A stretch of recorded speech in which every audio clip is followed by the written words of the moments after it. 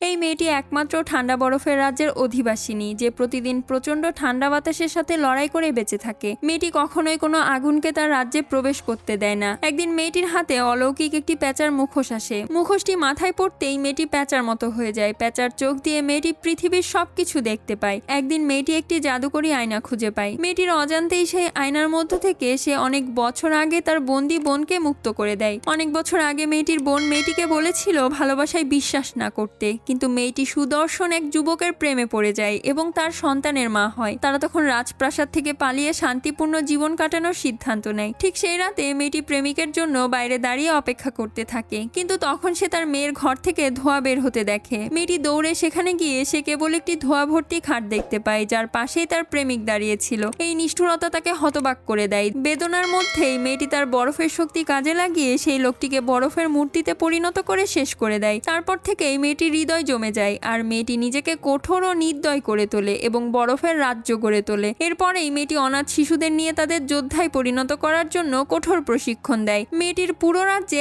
একটাই কঠোর নিয়ম, তাদের চোখে ভালোবাসার কোনো স্থান নেই। হয়তো এটাই সেই শিশুদের রক্ষা করার একমাত্র উপায়। পরের পার্টটি দেখার জন্য প্লিজ সাবস্ক্রাইব।